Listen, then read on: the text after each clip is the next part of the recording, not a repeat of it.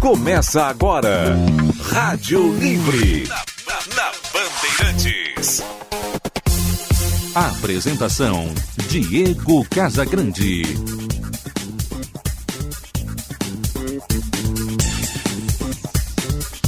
Duas horas 9 minutos, 35 graus a temperatura. Boa tarde.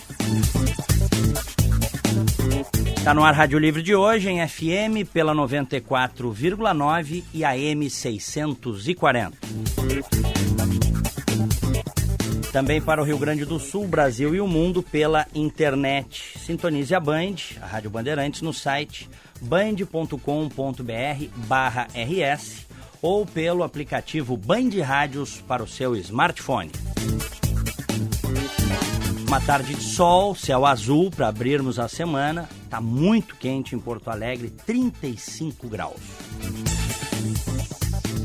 Rádio Livre, no ar para Zafari e Bourbon, economizar é comprar bem. Cremers, em defesa de uma medicina ética, eficiente e igualitária. Delinea ambientes planejados, móveis sob medida com alto padrão de qualidade. Acesse delinea.com.br. Ceprorgs, uma associação para quem quer crescer, associe-se. E CAU-RS, Conselho de Arquitetura e Urbanismo do Rio Grande do Sul, muito além do que se vê. Convidado desta tarde, e olha, confesso para vocês, teve recepção aqui no aeroporto Salgado Filho e também aqui na frente do Grupo Bandeirantes de candidato a presidente da República. Deputado Jair Bolsonaro, boa tarde, bem-vindo. Boa tarde, quero começar agradecendo a hospitalidade do deputado Turra, que me recepcionou aqui no aeroporto, bem como uma parte, né, do povo gaúcho que fez realmente quase que uma festa de como se fosse candidato a presidente. Deixo claro, você pergunte, né? Eu não sou candidato. Não é? Ainda não. É pré-candidato? Ainda não. Eu estou namorando o PSC, é uma possibilidade de ir para lá. Possibilidade, estou falando, o Turra está tentando demover aqui para ficar no PP, né? Mas nós temos uma questão de escolha de líder agora em fevereiro. Se continuar o pessoal da atual executiva na liderança, é um sinal mais do que claro que o PP vai continuar apoiando o PT, né, em forma nacional. Não quer dizer que os deputados aqui do Rio Grande do Sul votem com o PT, como o meu caso também é assim. Mas é sinal que eu estaria sendo demais nesse partido. E eu espero, o Casagrande, estar no tabuleiro político de 2018. Eu não pretendo me acomodar no cargo que eu tenho no momento, deputado federal, até porque eu teria uma reeleição tranquilíssima no Rio de Janeiro, porque eu faço campanha sem gastar nada. Sempre foi assim. Tá ok? E pretendo, se meu partido no futuro achar que eu possa ser um pré-candidato, eu aceito esse desafio. Afinal de contas, eu entendo que nós não podemos trocar um remédio que está sendo bastante ruim, que nós estamos tendo no momento, né, por outro que seria um tanto quanto genérico. E nós não temos opções para 2018 no momento. São sempre os mesmos nomes, nada mais além disso. Então, talvez, né, eu venha a ser um nome diferente nessa possível corrida presidencial. Bom, quero agradecer também, está conosco o deputado estadual Sérgio Turra, que é quem está ciceroneando o deputado Bolsonaro nestes 2 dias em que ele estará no Rio Grande do Sul, a partir de uma audiência pública que teremos amanhã na Assembleia, proposta pelo deputado Turra. Deputado, boa tarde, bem-vindo.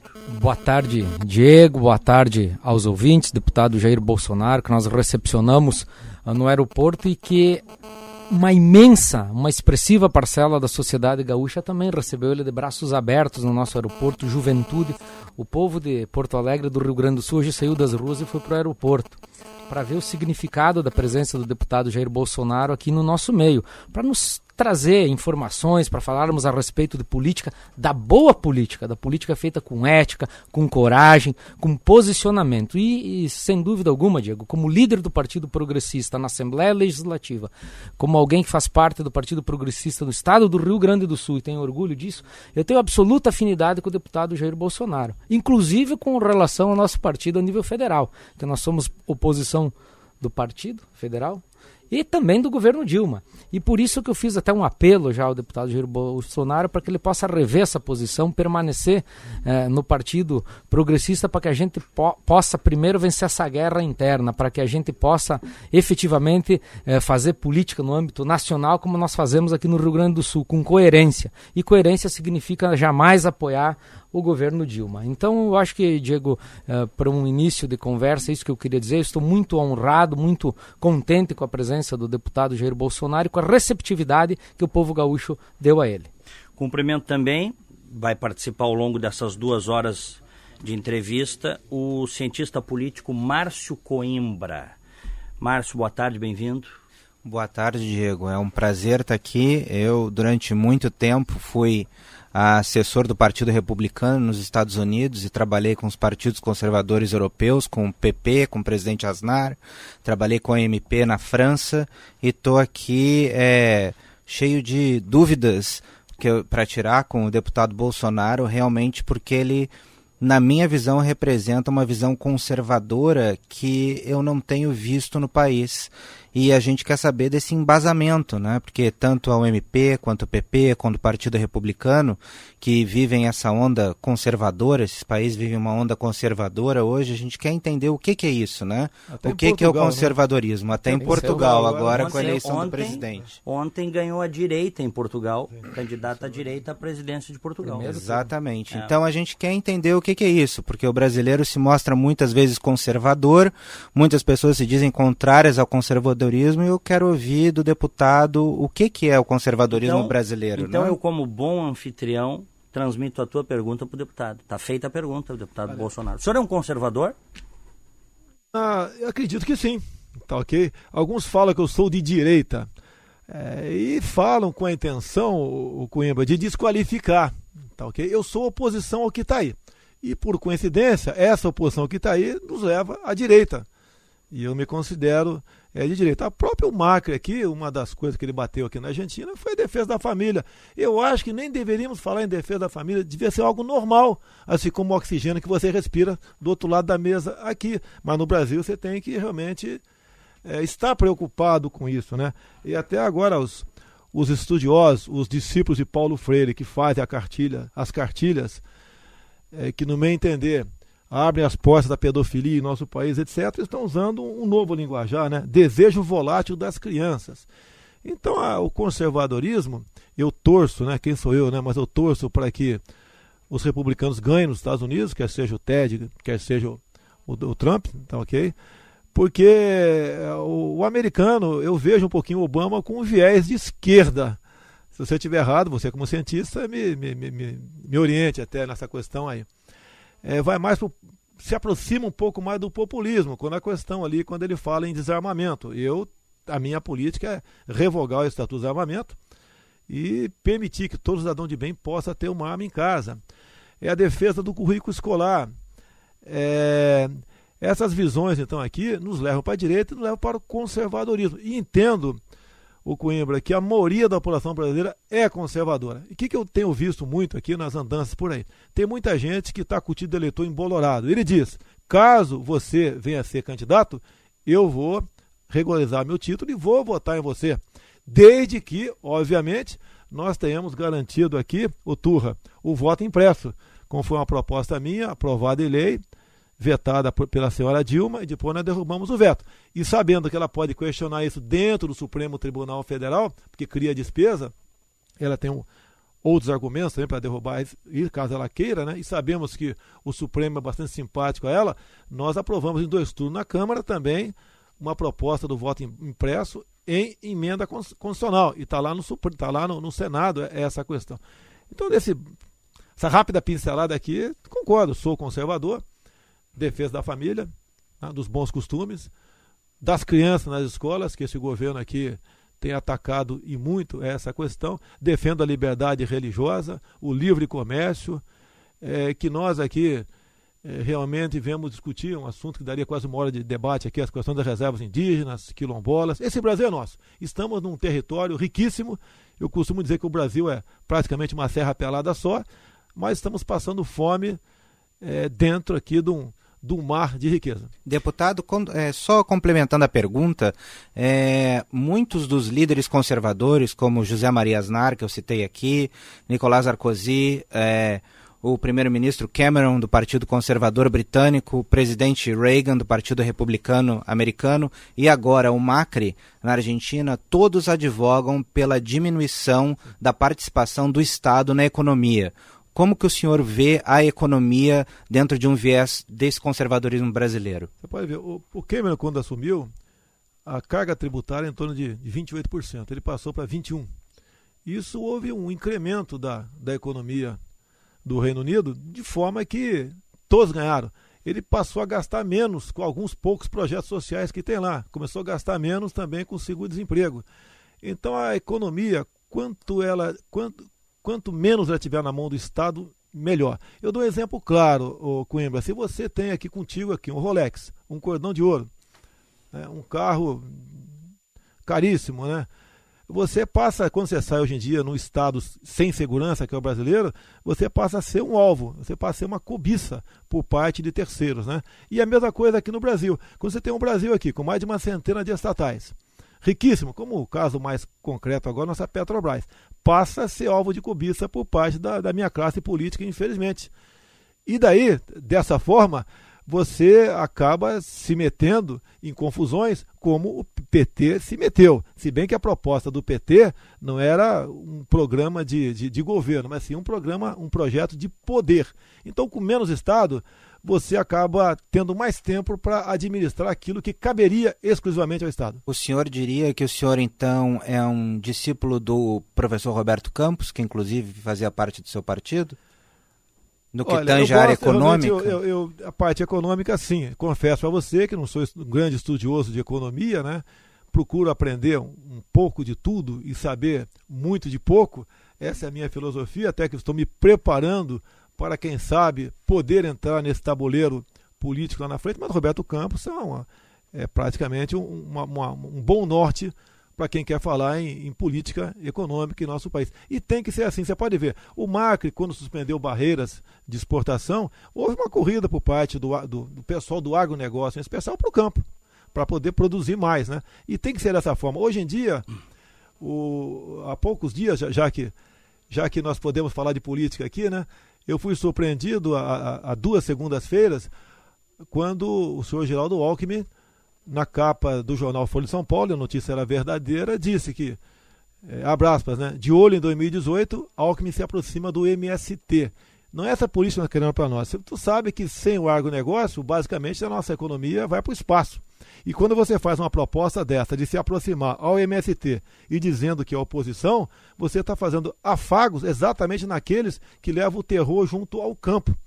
Então, o que cada vez mais eu vejo com essa tua análise inicial, Coimbra, de que o conservadorismo pode fazer a diferença em 2018. Bom, nós preparamos aqui, eu e o Márcio, preparamos 5 itens para abordar ao longo dessas 2 horas com o deputado Jair Bolsonaro, que, diga-se de passagem, é o mais votado do Rio de Janeiro, 472 mil votos, e o terceiro mais votado do Brasil, entre os deputados federais. Os 5 itens que nós preparamos, nós temos que abordar aqui, são desenvolvimento econômico, segurança pública, e aí entra corrupção e impunidade, direitos das minorias, saúde e educação e reforma política. Vamos começar então pelo desenvolvimento. É evidente, né, deputado Bolsonaro, que o Brasil está derretendo economicamente.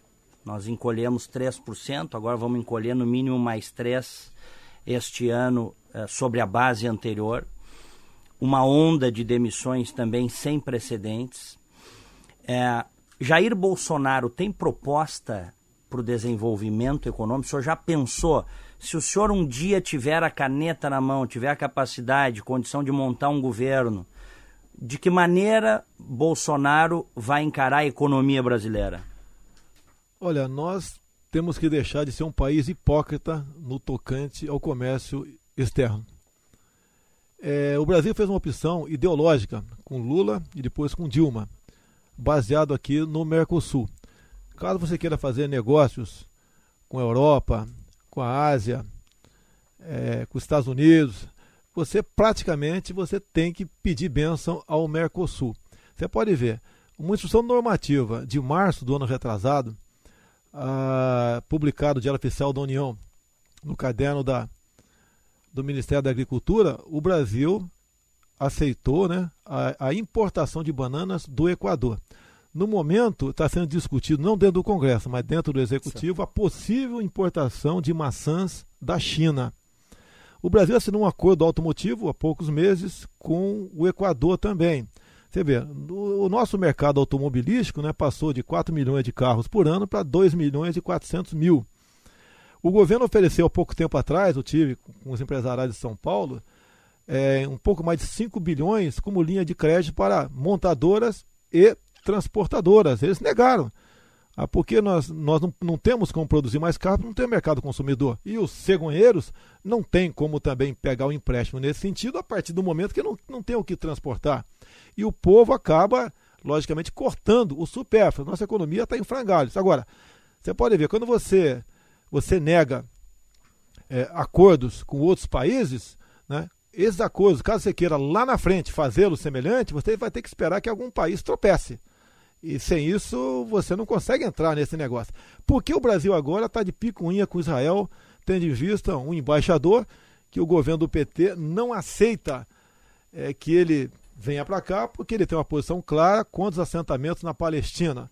Olha, meu Deus do céu, o embaixador lá segue a linha exatamente do governo de Israel. Não podia ser diferente. E nós temos negócio com Israel. Assim o Brasil faz com o mundo todo. E nós aqui praticamente ficamos aqui dependentes e muito dos commodities. Em especial aqui a questão de minérios com a China. Os preços dos commodities caíram assustadoramente e nós não temos algo para compensar essa perda de receita. O pré-sal nosso foi para o espaço também. O petróleo, há um ano e pouco, estava $120 o barril, agora está abaixo de $30. Se você quiser tirar petróleo do pré-sal hoje, você vai pagar, você vai tirar por X e vender por X para vender por X menos Y. Ou seja, praticamente estamos numa situação bastante complicada em tudo. E o petróleo, né, energia, é o que move uma nação. Posso continuar meu raciocínio aqui? Pode, claro. Você pode ver. Ainda quando o Lugo era presidente do... Eu peço aí que o meu querido amigo Coimbra me oriente até, nos ajude aqui. Enquanto o Lugo era presidente do Paraguai, o Lula fez um acordo e acabou, então, iniciou-se a construção de uma linha de transmissão de Itaipu a Assunção, no Paraguai. Você, Coimbra, caso fosse empresário em São Paulo, qual garantia energética você tem para ampliar sua base industrial ou para investir numa nova matriz? Você não tem garantia de absolutamente nada. No mais, estamos dependentes, em parte, do gás que vem da Bolívia para cá. O Evo Morales resolveu fechar o registro ali, como você, empresário, se sentiria? Então, nós temos uma completa insegurança. Isso tudo, Casagrande, vem em cima da máxima chamada Foro de São Paulo. É aquela ideia de países, né, aqui da América do Sul, alguns aqui do Caribe, tá, okay, para formarmos uma grande pátria bolivariana, onde um país ajudaria o outro em momentos de crise, em especial em momentos eleitorais. Então, com esse quadro todo na mesa, eu não posso falar economia. O simples fato, por exemplo, quando o Eduardo Cunha aceitou o pedido de impeachment, já houve uma reação nas bolsas. O Macri também. Você vê hoje em dia empresário pensando já em sair daqui, alguns saindo até para o Paraguai, ou ir até mesmo para a Argentina, no curto prazo, e continuar essa política que está lá. Então, enquanto tiver alguém que realmente seja aí o maestro dessa grande sinfonia para abrir as portas para o mundo no comércio, nós não podemos sonhar com dias melhores para o nosso povo aqui e nosso país. O que o senhor quer dizer com abrir as portas para o mundo? Você tem que dar liberdade para o empresário fazer negócio com o mundo todo. Tá, okay? Ele tem que fazer negócio com o mundo todo. Tá, okay? Ele tem que ficar longe um pouco das amarras. O Estado, aqui eu entendo, aqui eu vejo na legislação, apenas dificulta o trabalho do empreendedor, do produtor, daquele que gera alguma coisa, que produz imposto, até para atender aqui os programas sociais ou assistencialistas do PT. Eu vejo dessa forma. Você vê, eu tenho companheiros aqui Eu tenho um companheiro que está comigo me acompanhando aqui, ele tem um comércio no Rio de Janeiro, está me acompanhando aqui, tem um comércio lá. Ele estava com dificuldades de, junto a terceiros, produzir o material que ele vendia no comércio lá. O que ele resolveu há 2 anos para cá? Importar diretamente da China. Então tem muito mais facilidade de importar as coisas do que de exportar. O Estado brasileiro, sem dúvida, é um gigante que só atrapalha. O senhor diminuiria as amarras do Estado de que forma? Eu acho que o senhor vê que eu estou insistindo, eu quero aprofundar nas questões econômicas com o senhor. Olha só, nós precisamos de menos leis, menos decretos, menos portarias. Entraria no viés do turismo até essa questão. Olha como eu quero expor aqui. Eu quero falar do Rio de Janeiro. Todo mundo já ouviu falar da Baía de Angra. Nós temos ali uma área excepcional. Águas paradas, tem de vista a Ilha Grande e outras ilhas também, com a temperatura bastante amena, uma costa bastante recortada, que na mão de espanhóis estaríamos faturando bilhões de dólares por ano com turismo.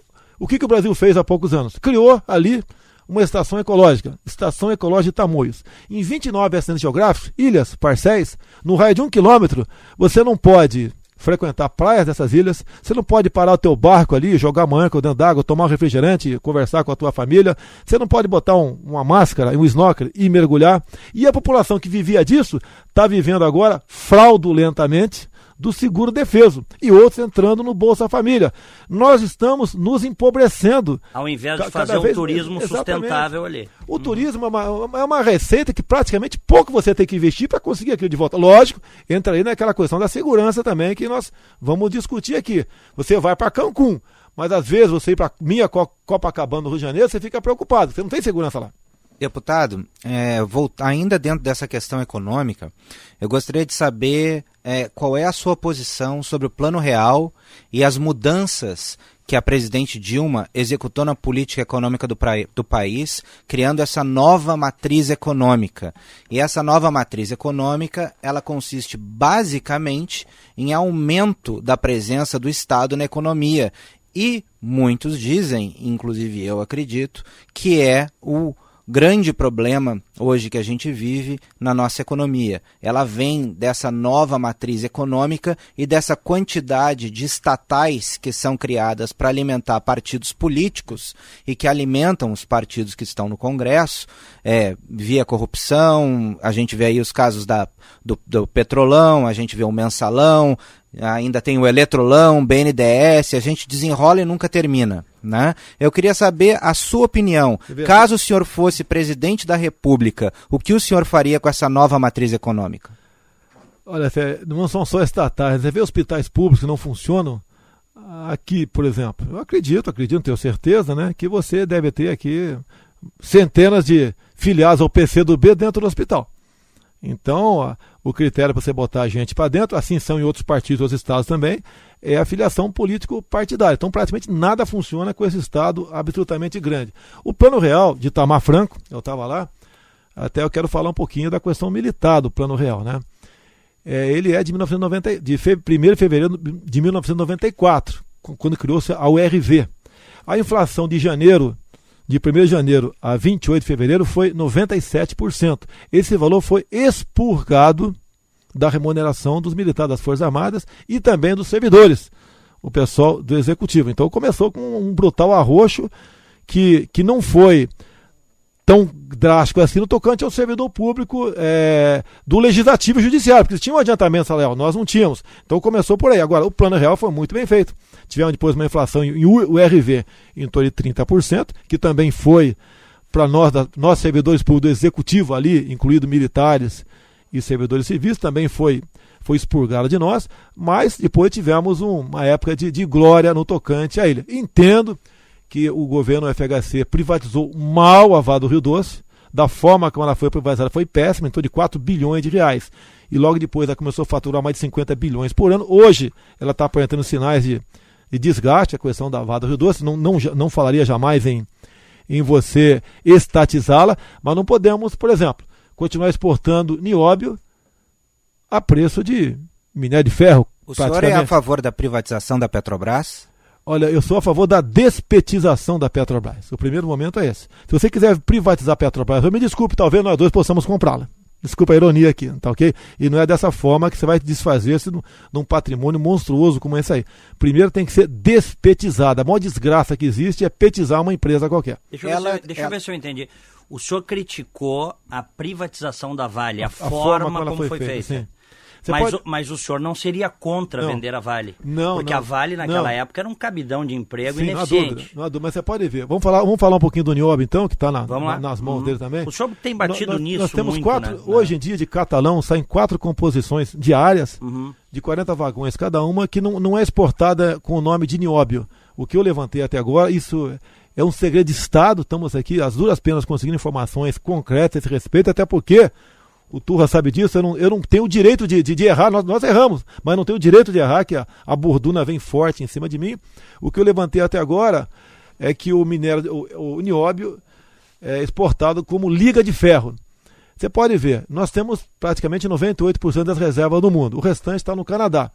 Com esse 2% que o Canadá tem, isso pesa mais que 10% do PIB total deles. Então você vê o nosso potencial que nós temos aqui.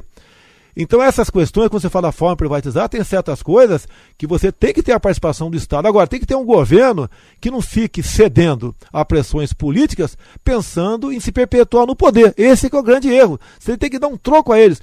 Quando alguns falam para mim, né? Você sabe o tamanho do problema caso você se eleja presidente em 2019? Sei. Agora, também entendo que até lá, infelizmente, o Brasil vai estar tão quebrado que os políticos, meus colegas em Brasília, vão pensar 10 vezes antes de querer um ministério onde não tem leite nenhum.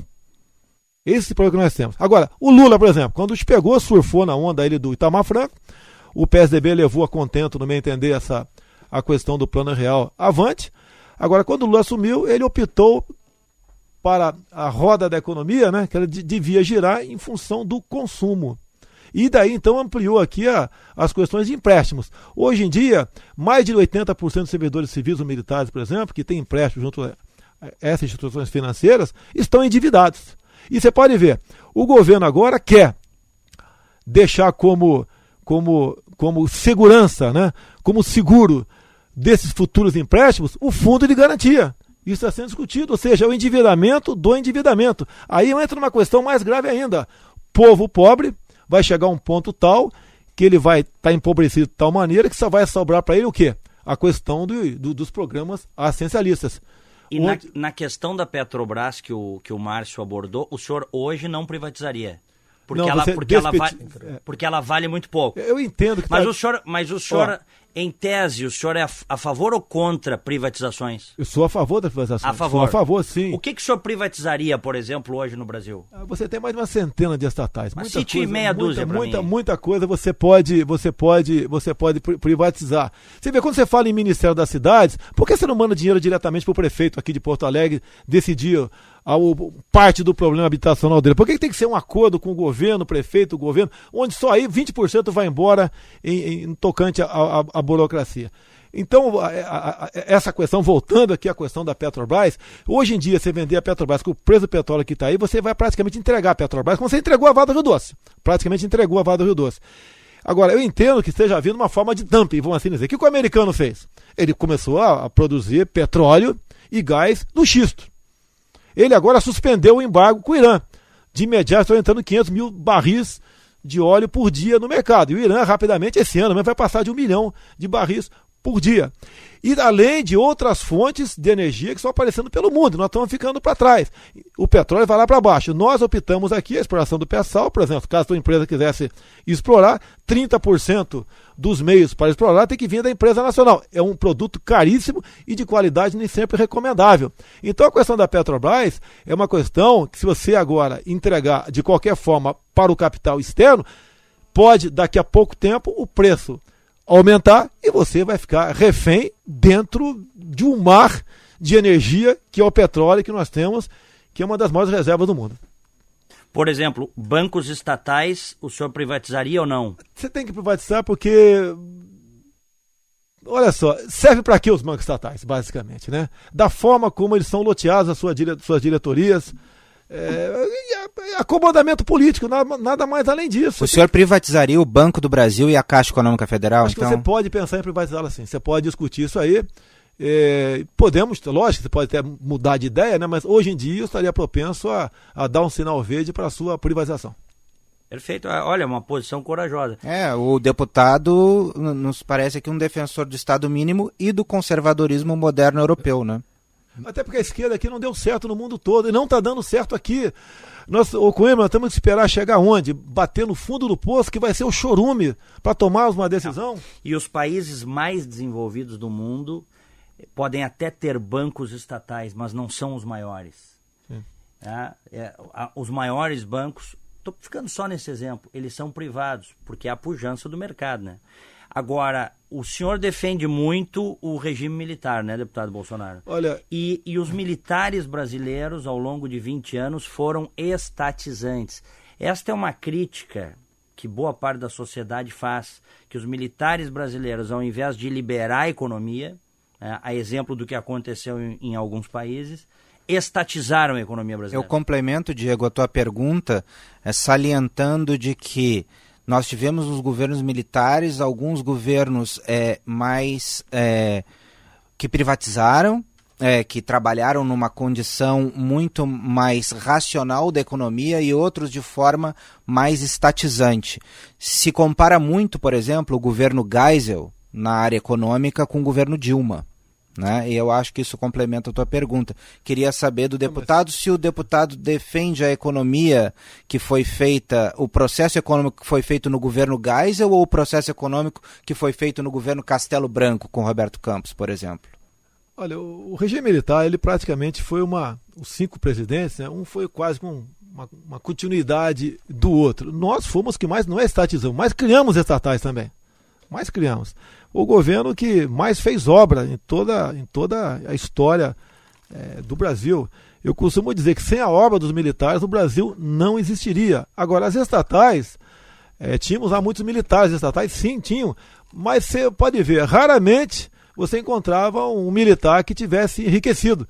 Eu desconheço o militar que tenha enriquecido naquele período, desconheço. Se tiver, por favor, aponte aí. Não, eu então, sempre digo aqui, deixa eu abrir um parênteses, deputado Bolsonaro, eu sempre digo aqui, né, vamos pegar os generais, né, os 5 generais saíram pobres do governo. Sim. Isso é fato, pobres. Sabemos de casos aí, de alguns deles que tiveram que fazer vaquinha para pintar apartamento, para trocar o sofá da sala, para sepultar, inclusive. Fecha o parênteses. As questões as grandes obras no Brasil, você vê aqui a Ponte Rio-Niterói, a energia atômica em Angra dos Reis, as questões da duplicação da Dutra, só o Médici, né, o gaúcho Médici, fez 15 hidrelétricas em Itaipu. Imagina o PT construindo Itaipu. Como é que seria, né? Custaria $1 trilhão, com toda certeza. E você vive do parque energético daquela época, né? Praticamente você não tem nada de lá para cá. Eu de vez em quando desafio o pessoal da esquerda, né, apontar as obras deles. Não apontam, eles são especialistas em mudar o nome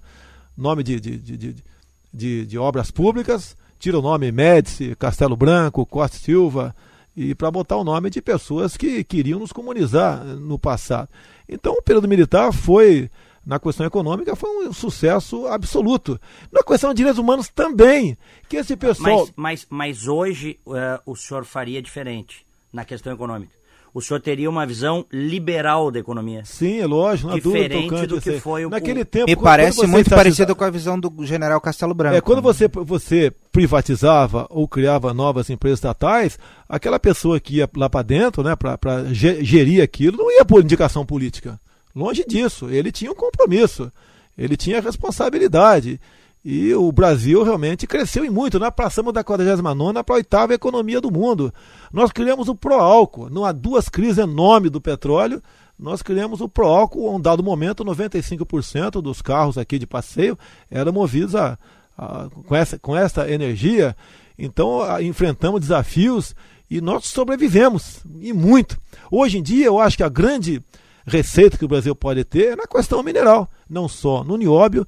Você pode ver por que essa sanha de demarcações de terras indígenas, demarcação de quilombolas pelo Brasil todo. Dá para imaginar 13% do território nacional demarcado como terra indígena?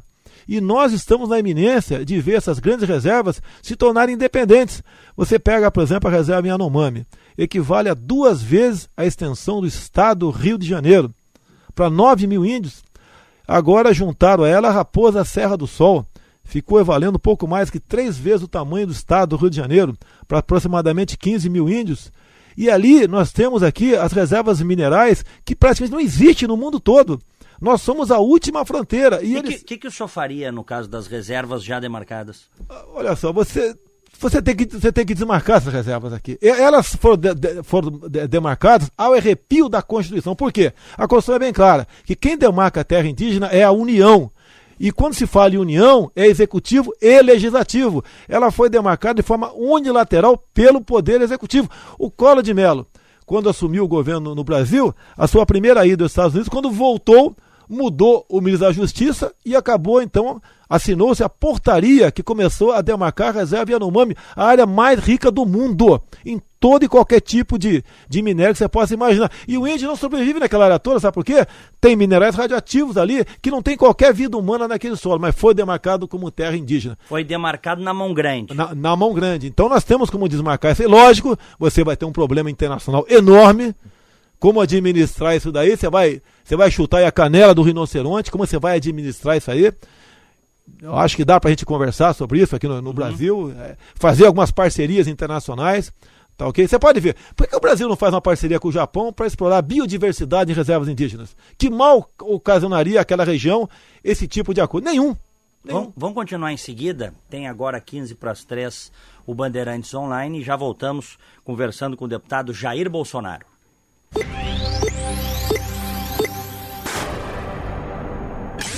Bandeirantes Online. Às 2h45 com Danilo Gobato. Agora 2h45 em São Paulo faz 28 graus, em Curitiba 29, em Porto Alegre faz 35 graus.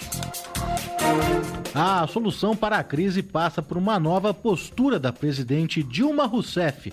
A opinião é do ex-ministro Delfim Neto, colunista da Rádio Bandeirantes. Na prática, significa que após o recesso, ela deve assumir a responsabilidade e apresentar ao Congresso as reformas necessárias. No entanto, o economista admite que a resistência do PT pode atrapalhar. Setores do partido dizem abertamente que vão tentar barrar mudanças na Previdência, por exemplo. Não tem outra solução a não ser a presidente assumir a sua responsabilidade. Ela sabe o que tem que ser feito. Todos nós sabemos o que tem que ser feito, menos o PT. Não adianta, porque é uma questão de aritmética. Eu digo, o PT precisa ser submetido a um curso que ensine regra de 3. Quando tiver pronto regra de 3, a gente até pode votar nele. É preciso entender que existem restrições físicas na economia que não podem ser deixadas de lado sem consequências graves. Então, é preciso, na minha opinião, que ela vá com as propostas constitucionais e infraconstitucionais ao Congresso e diga, meus senhores, isto aqui é o que nós precisamos. Agora eu espero que os senhores cumpram a sua função. Agora às 2h47, a informação vem de Brasília com Ivan Brandão. Após mais de 4 meses em greve, os médicos peritos do INSS retornaram ao trabalho hoje. A Associação Nacional que representa a categoria diz que apenas os casos de primeiro exame, aquele que é necessário para a concessão do auxílio-doença, é que estão sendo atendidos. Mais de 1.300.000 perícias ainda estão suspensas e, segundo a associação, ao menos 2 milhões de atendimentos foram cancelados durante a greve. Geralmente o tempo necessário para ser atendido pelo órgão é de cerca de 20 dias e, com a paralisação, as marcações estão sendo feitas para daqui a 3 meses.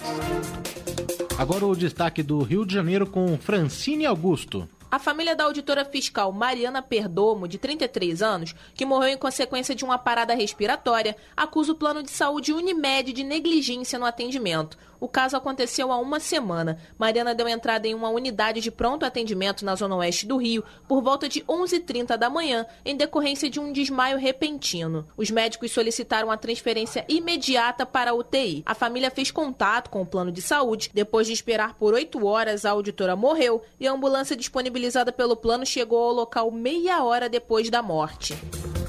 Agora 2h48. Bandeirantes Online. Rádio Livre. Bandeirantes. Faltando 12 minutos para as 3, 36 graus a temperatura. Zafari Bourbon, Cremers, Delinha, Ceprorgs e Conselho de Arquitetura e Urbanismo do Rio Grande do Sul. A hora certa para CDV João Aurélio. Registra, transfere e licencia seu veículo 3330-2611 ou acesse joãoaurélio.com.br. Hotéis Express, que tem unidades em Porto Alegre, em Canoas e também em São Leopoldo, e Associação dos Mutuários, consulta gratuita. 36 graus, temperatura para Domênico. Presentes originais para pessoas especiais tem Domênico no Iguatemi e no Moinhos Shopping. Continuam conosco o deputado federal Jair Bolsonaro, do Partido Progressista do Rio de Janeiro, o mais votado do Rio, terceiro mais votado do Brasil. Também conosco, acompanhando o deputado, o seu colega aqui da Assembleia, deputado estadual Sérgio Turra, também do PP, e o cientista político Márcio Coimbra. Vamos continuar um pouquinho mais nessa questão indígena. Sim. Nesta violência que se fez. Veja, eu sempre digo aqui, deputado, não estou dizendo que não se possa demarcar e que não se deva demarcar, mas não da forma como se fez, né? Roubando terras que muitas vezes tinham títulos, né, deputado Turra? Títulos de propriedade centenários no Brasil inteiro. O Rio Grande do Sul, aqui nós vivemos esse medo, esse receio, porque justamente isso, deputado Jair Bolsonaro, como no Brasil, mas aqui também, e minifúndios, onde a agricultura familiar está presente.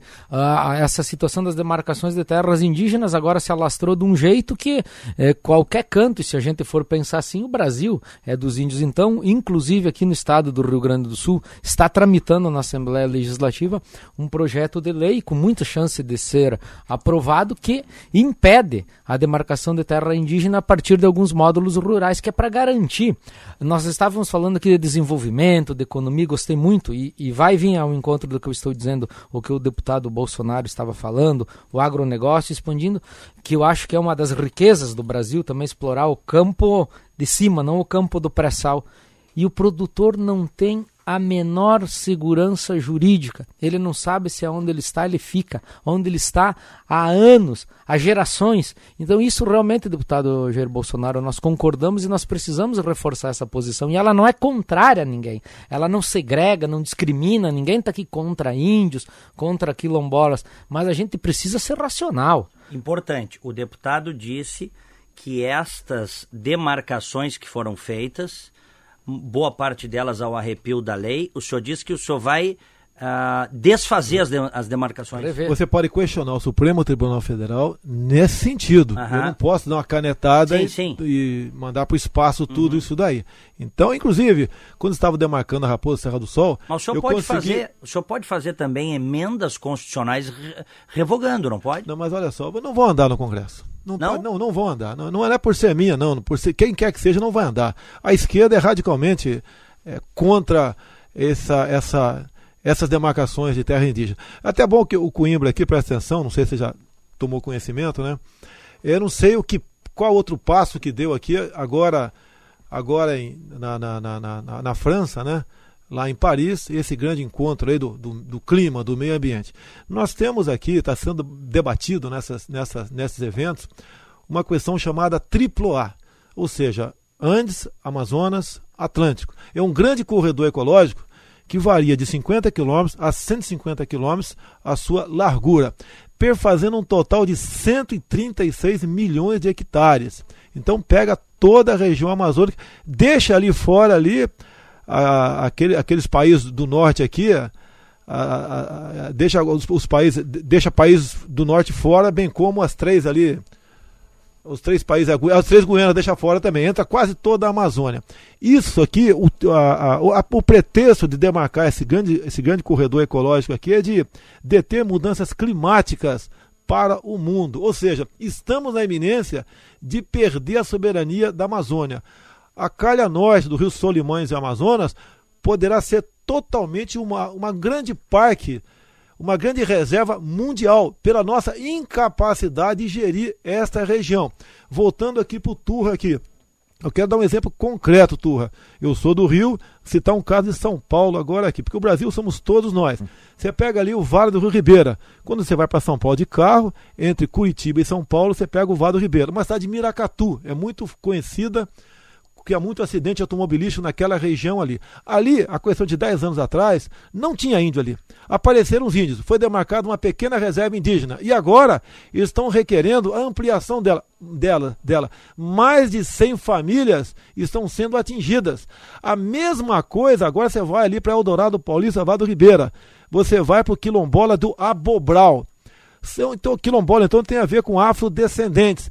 Negros, colegas de gente de Eldorado Paulista que eu tive lá, estão sorrindo porque eles estão ganhando um grande espaço de terra para eles, com essa malandragem chamado quilombola. Agora, quando você demarca isso, eu repito para vocês, você isola grandes áreas que produzem alguma coisa, você inibe a produção rural.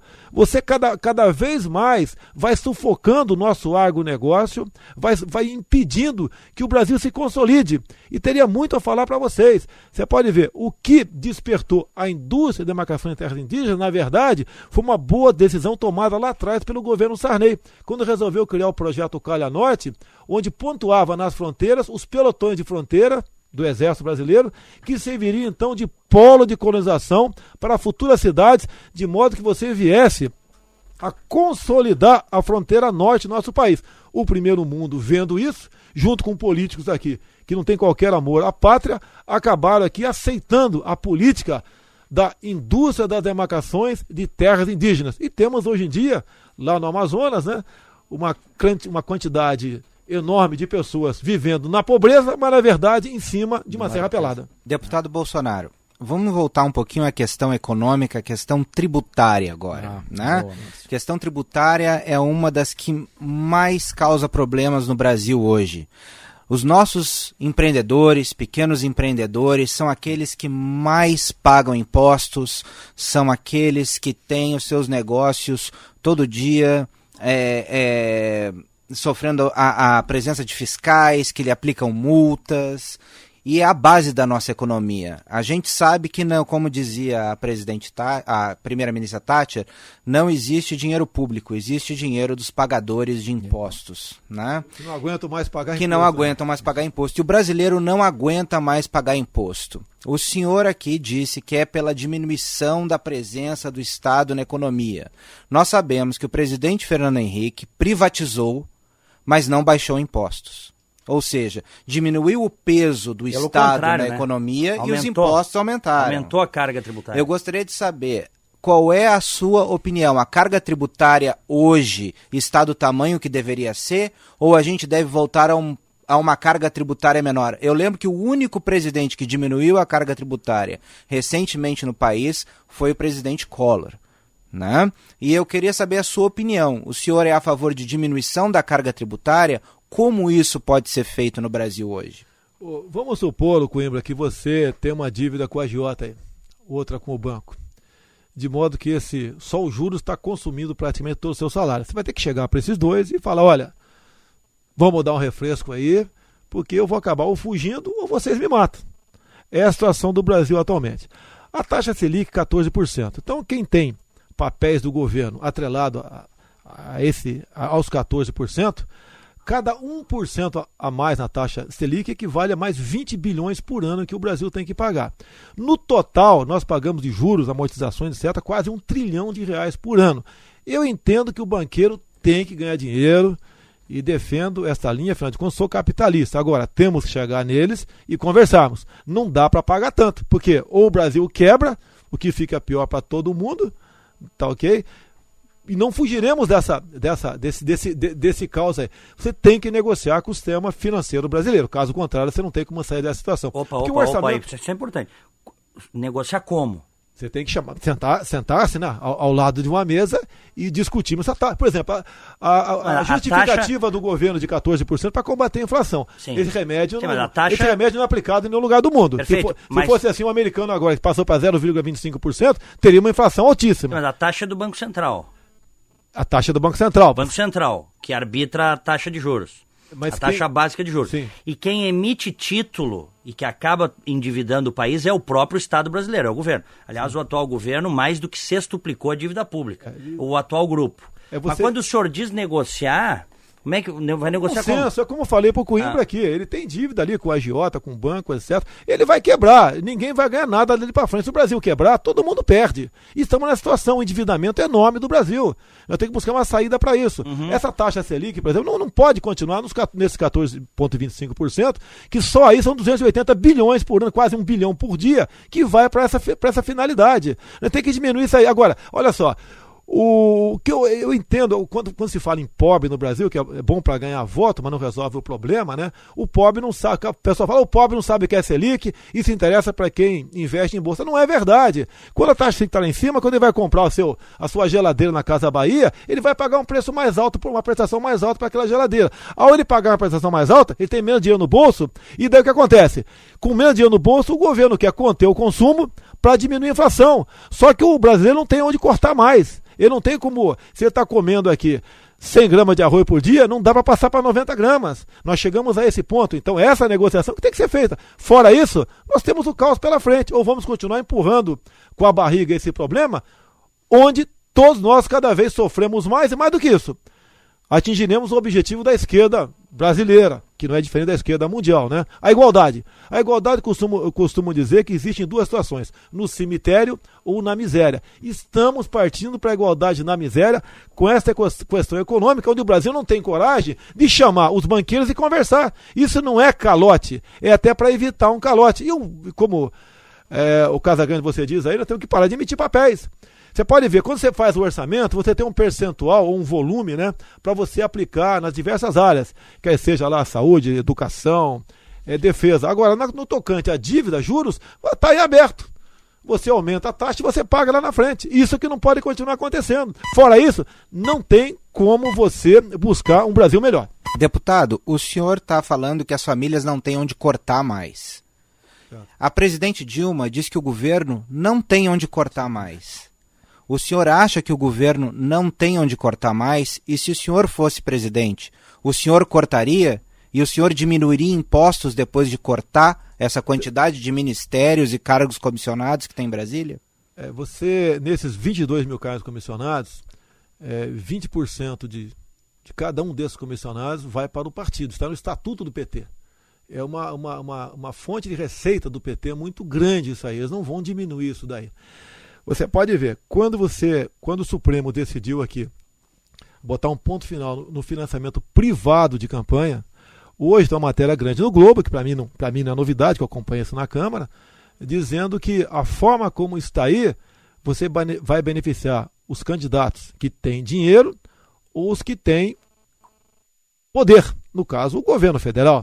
Você usa os projetos ditos sociais, eu chamo de ascensialistas eleitoreiros, para a tua campanha. Você pode ver, há pouco tempo, ano passado, me visitou aqui o prefeito de Marau. Eu não conheço Marau aqui. É a minha cidade.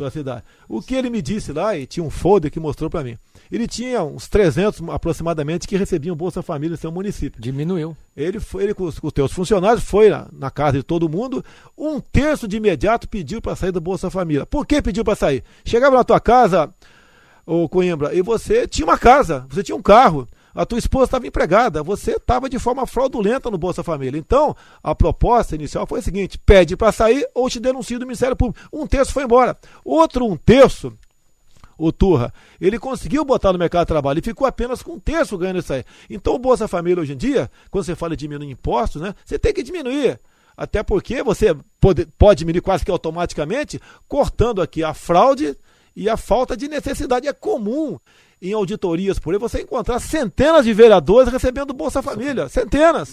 É uma fraude isso aí. São em torno de 14 milhões de cartões. A Dilma Rousseff, por ocasião da campanha de 2014, ela bateu no peito certa vez e falou: 56 milhões de pessoas do Brasil vivem de Bolsa Família. Isso era um dado que ela tinha que esconder, uma vergonha. Isso aí. Desculpe interromper, mas eu não consigo não falar isso. É exatamente isso que eu vejo. O Brasil, a gente comemora mais Bolsa Família ao invés de comemorar namorar justamente o caminho inverso, menos Bolsa Família, ou seja, o país está se desenvolvendo. E só queria, deputado Bolsonaro, se me permite, Diego, Coimbra, fazer uma análise do que é o Brasil, o que eu sinto assim de dor, de tristeza. Nós temos que defender a geração de emprego. Eu acho que o empreendedorismo precisa o empreendedor ter realmente um espaço para ele crescer, e eu quero dar um exemplo aqui que aconteceu agora, recente. A indústria do vinho aqui no Rio Grande do Sul é muito importante para nós. E nós já sofremos uma competição com o mercado externo terrível.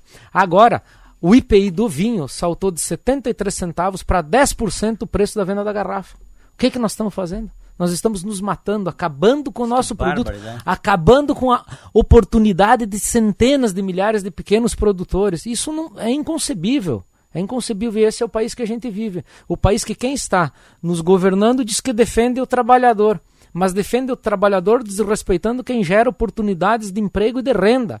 Defende o trabalhador desse jeito. O pequeno produtor rural, produtor de uva. Uva é um dos produtos que mais agrega valor no agronegócio. E permite que falar nós a questão... estamos nos matando. Você tem razão, né? A tua bancada lá, trabalhamos contra, perdemos o governo, tem um poder enorme. Você vê uma questão de, quando você fala em você Coimbra, por exemplo, arrumar o teu orçamento familiar, né? Você pode ver a questão das Forças Armadas. Nós temos dos carreiras típicas de Estado, o pior salário é o das Forças Armadas. Nós tivemos uma pequena recomposição em março do ano passado. E agora a Dilma anunciou, tem um projeto que chegou na Câmara, nos concedendo 5% para agosto, 17 meses depois. E 17 meses, esse acumulado vai chegar em torno de 15%, além da carga tributária. Você pode cortar o vinho até, turra, mas você não pode cortar arroz e feijão.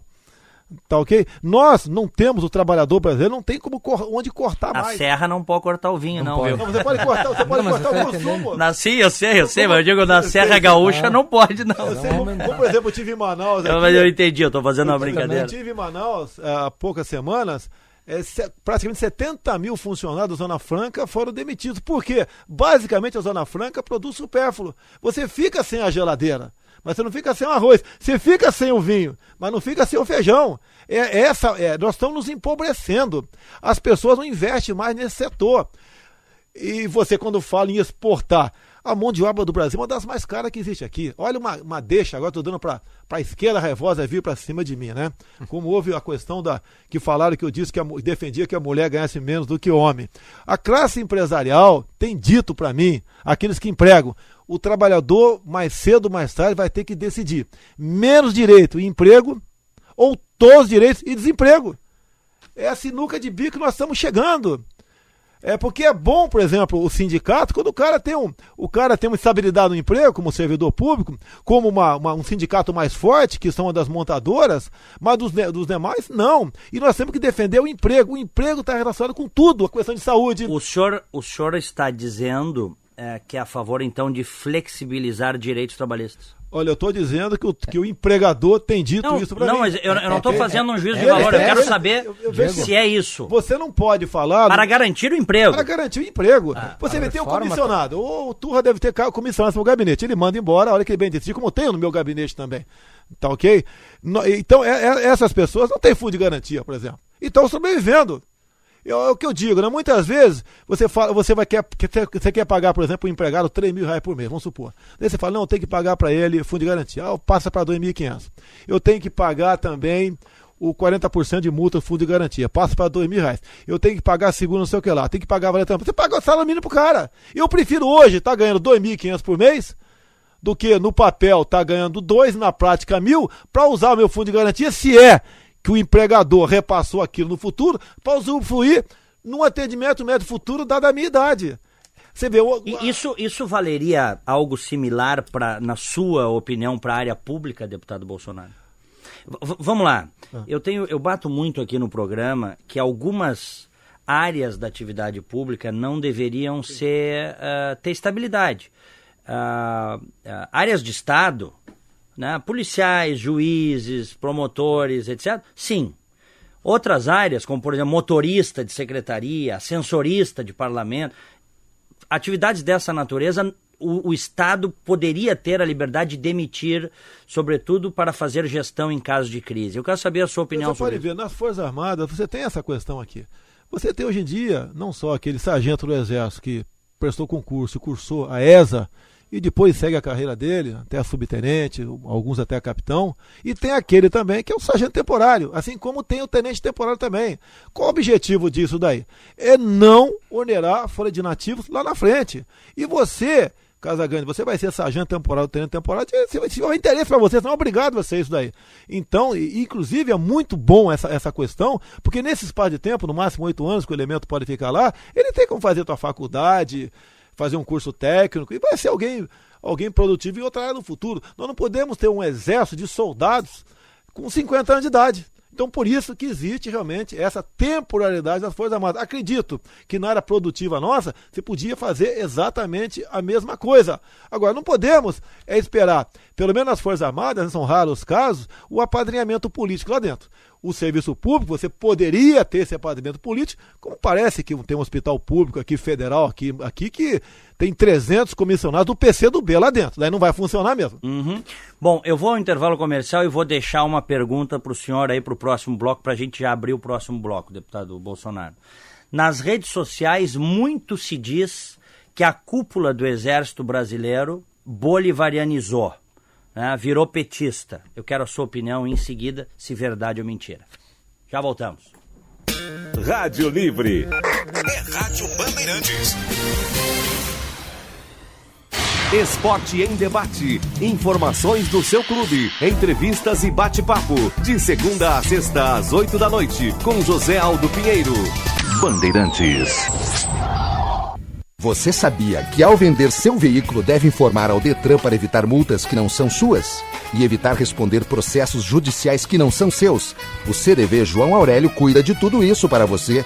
Por isso, na hora de registrar, transferir ou licenciar seu carro, faça com quem está há mais de 40 anos no mercado com credibilidade. CDV João Aurélio, fone 3330-2611 ou acesse joãoaurélio.com.br. João Aurélio, a grife do documento. Neste ano, continue contando com o Sebrae para empreender. A gente acredita que 2016 será um ano repleto de oportunidades para as micro e pequenas empresas se destacarem e alcançarem melhores resultados. Estamos prontos para fazer a diferença no seu negócio. Juntos, você pode ter certeza, nós vamos ir mais longe. Sebrae, especialistas em pequenos negócios. Qual é o seu sonho? Comprar um carro ou uma casa? Ou comprar um terreno e construir? Ou quem sabe fazer aquela reforma que você sempre quis? A Sinosserra Consórcios tem o plano perfeito para você realizar todos os seus sonhos. E o melhor, sem juros e com a parcela que cabe direitinho no seu bolso. Sinosserra Consórcios. Melhor que sonhar é realizar. Ligue agora, 3323-3334 ou 3910-1111. Soluções em borracha tem o nome, é de Pebor. Pra indústria ou para construção civil. Não deixe de contar com a gente, senhor comprador. As melhores borrachas do Brasil. Em Porto Alegre, Avenida Cairu 828, fone 3325-9033. De Pebor, para indústria ou para construção civil. As melhores borrachas do Brasil. Stellatec alerta, em tempos de crise temos que mudar hábitos, como trocar lâmpadas convencionais por LED. Stellatec e Comesp convidam, evite manutenções desnecessárias. As lâmpadas de LED Stellatec duram muito mais, até 30 mil horas. Visite a Comesp em Porto Alegre e conheça os produtos da marca Stellatec. Comesp fica ali na São Pedro 1211, telefone 3325-7411. A cada R$100 em compra, concorra a um home theater. A Ortopedia Servital, para melhor servir seus clientes, conta com 8 endereços de atendimento para levar até você uma vasta linha de produtos médicos hospitalares e ortopédicos, massageadores, cadeiras de rodas, aparelhos de pressão, andadores e produtos Invel. São diversos produtos para conforto e bem-estar, tudo disponível em 8 lojas para melhor servir você. Acesse servital.com.br e conheça nossos produtos e lojas. Ortopedia Servital, nosso bem é estar com você. Mapa de Verão. Apoio Sesc. A força do sistema Fê Comércio ao seu lado. E Tramandaí, capital das praias. Mais próxima, mais você. No verão, atente para os horários em que leva seu cãozinho para passear.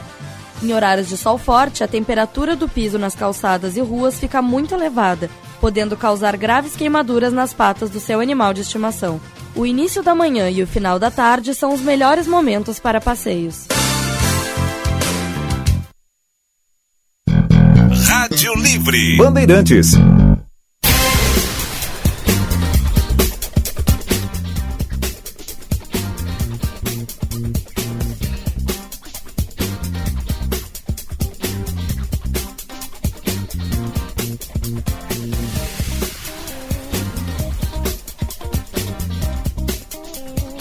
Três horas 13 minutos, 36 graus a temperatura, Rádio Livre, em FM pela 94,9 e AM 640, também pelo site band.com.br/RS ou pelo aplicativo Band Rádios para o seu smartphone. Zafari Bourbon, Cremers, Delinha, Ceprorgs e Conselho de Arquitetura e Urbanismo do Rio Grande do Sul. Também conosco CDV João Aurélio, Hotéis Express e Associação dos Mutuários Consulta Gratuita. E Domênico, com lojas no Iguatemi e no Moinhos Shopping. Neste ano, continue contando com o Sebrae para empreender. Estamos prontos para fazer a diferença no seu negócio. Juntos nós vamos mais longe. Sebrae, especialistas em pequenos negócios. Continua conosco o deputado federal Jair Bolsonaro. Também acompanha o deputado... É o anfitrião aqui no estado do deputado Bolsonaro, seu colega de Assembleia, deputado estadual Sérgio Turra, também do PP, e participa desta entrevista o cientista político Márcio Coimbra. Eu sempre gosto quando o Márcio Coimbra está em Porto Alegre, porque ele tem passagens fantásticas aí, acompanhando campanhas eleitorais nos Estados Unidos, na Europa, atualmente está morando em Brasília. E quando eu soube que ele estaria essa semana aqui, eu digo, vem participar da entrevista, Márcio. Eu queria um palpite dele, da republicana ou da democrata dos Estados Unidos esse ano? Ah, boa pergunta. E aí, Márcio? De entrevistador a entrevistado. Faz parte. Sabe que essa é a pergunta de $1 milhão, né? Não, eu acredito que tudo vai depender do candidato, né, deputado? Depende do candidato, depende se a gente vai ver o Trump ou o Ted Cruz ou algum outro candidato que ainda possa aparecer, mas eu acredito que tem alguns candidatos, deputado, que estão dados como mortos, mas ainda não estão. As primárias ainda vão começar. E o senhor sabe que política, né? A política se move de uma forma muito estranha. Mas deixa eu lhe fazer uma pergunta, né? Dentro desses candidatos americanos, né, que o senhor está vendo aí, o Trump, o Ted Cruz, né? Existe uma convergência entre todos. Todos são a favor de um Banco Central independente, né? E nós vimos a semana passada que depois do Banco Central emitir sinais em um lado, onde o mercado já estava achando que iam aumentar a taxa de juros, parece que o presidente do Banco Central, Alexandre Tombini, sofreu algum tipo de pressão do Palácio do Planalto e mudou. Eu gostaria de saber que, se eu estou vendo aqui que o senhor é um deputado que advoga pela diminuição de impostos, flexibilização da CLT, a favor das privatizações, qual é a sua postura em relação ao Banco Central? É um Banco Central independente? Olha só, um Banco Central independente, você correria o risco seríssimo daquelas pessoas estarem decidindo a taxa de juros de acordo com o interesse de seus companheiros. Esse é um risco seríssimo que você correria nessa questão. Todo mundo é a favor que ele fique independente enquanto ele não está no governo. Depois que ele vai para o governo, ele gostaria que ficasse consigo. Eu, particularmente, caso fosse eleito um dia, né, para mim, eu não vou fugir aqui a minha sinceridade. Seria dependente de mim, sim. Tá? O Banco Central. Não totalmente. Você, lógico, não é a sua imposição. Você vai como se fosse um ditador, definir as taxas ali. Não, longe disso daí.